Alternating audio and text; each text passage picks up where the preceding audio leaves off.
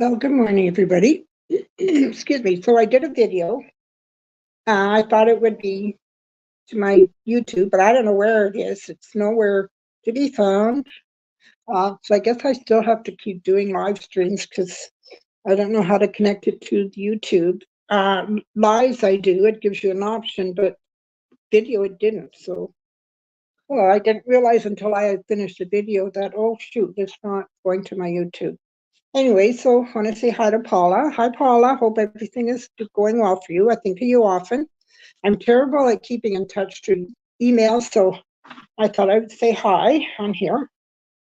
So I did ancestry DNA testing, and so I did hear back from some people, some cousins. Like I did think I did have one cousin that was fairly close, like first, second cousin.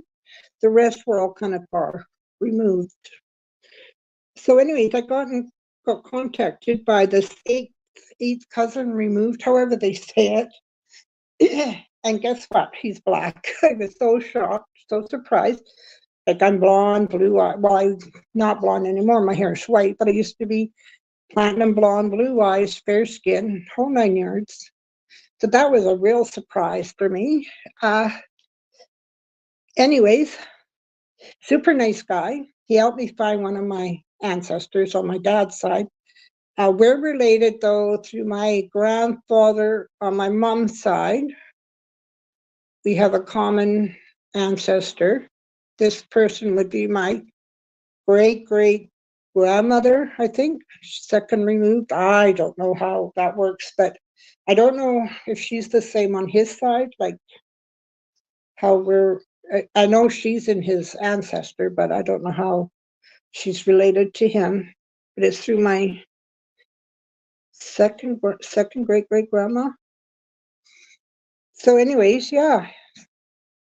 So anyways, I was kind of surprised on the percentage of what I'm now. My dad's side, my dad came from England. All his family comes from England. My mom's mom comes from England. So I thought that would have been a higher percentage, but it's only 62%, 14% Scottish. Didn't find any Scottish on either side, but it says 14% Scottish, a little bit of Norwegian, Sweden, 2 or 3% Irish, which I thought would have been a little higher, as on my grandpa's side, his mom's dad comes from Ireland. So I thought that would have been a bit higher, because so my great-grandma, no, my great-grandma or my great-great-grandma,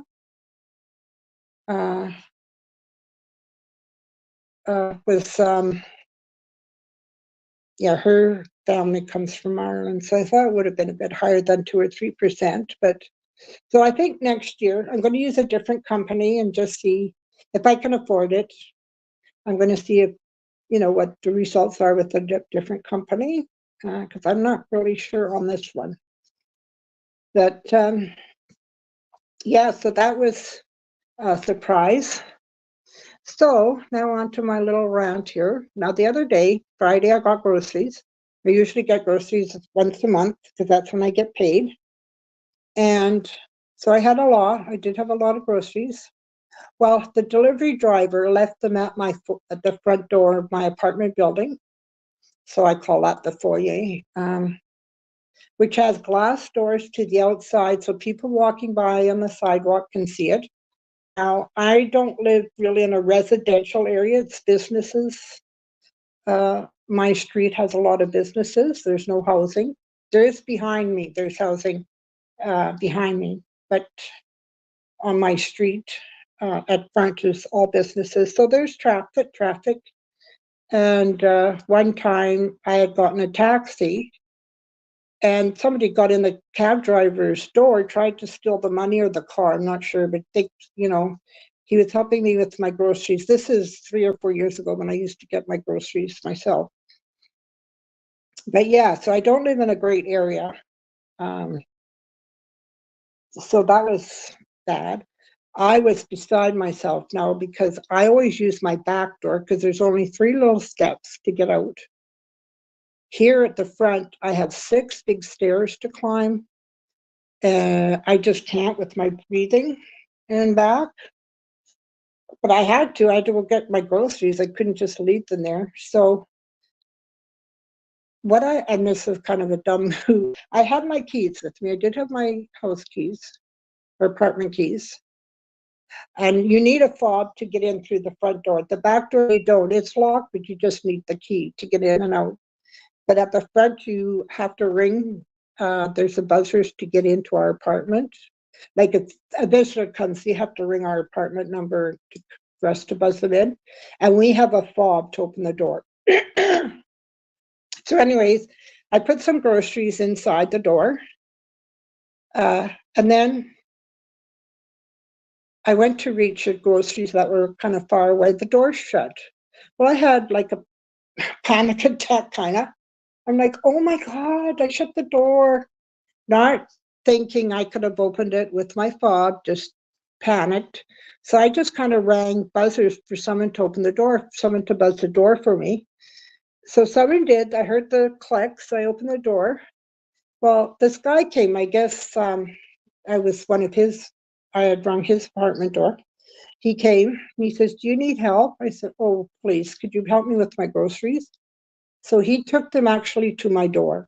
He was a godsend. Like, oh, super nice guy. I offered to pay him. He said, "No, I'm good." He said, "No, I'll help you." So he did. He took my groceries to my door, which was such a help. The guy's having trouble to breathe. And yeah, so that worked out great. But the driver, he was supposed to bring them to my door, not leave them out like there, because there's glass doors. The people walking by could have stolen my groceries. Anyways, so I wrote email on their survey. And then there was an $18.95 driver tip added to my bill. I'm like, what the heck?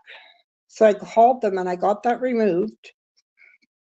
Like, I can't afford $18.95 anyways, regardless. I don't mind tipping. I don't have a problem with tipping, but that I can't. Regardless, I just don't have that kind of money to tip. So, but him, I kind of felt like he owes me money. Like, he didn't bring them to my door, which he was supposed to. So I got that tip. I got to make double sure that tip was removed. But I did call in and they said they removed it.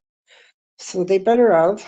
Now, on their website, it does say it's not voluntary, but to tip, I forget what word I want.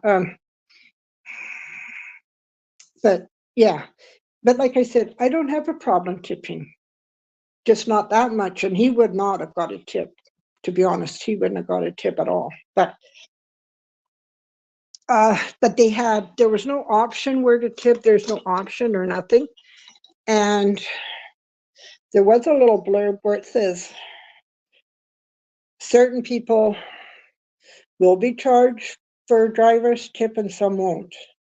So why I was picked to be one of the ones that would be charged, I have no idea, but I hope they take that off, because you have to call in. There's no way to take it off on the website. You have to call in to get them to remove it. So it's a major pain in the butt. So, well, anyway, so that's my saga. Other than that, nothing new. I got some tips for the kids, hopefully for my grandkids. Like, we don't get any kids here at all in our apartment building, but I always get something for the grandkids. Usually my son brings them by, so hopefully he does this year.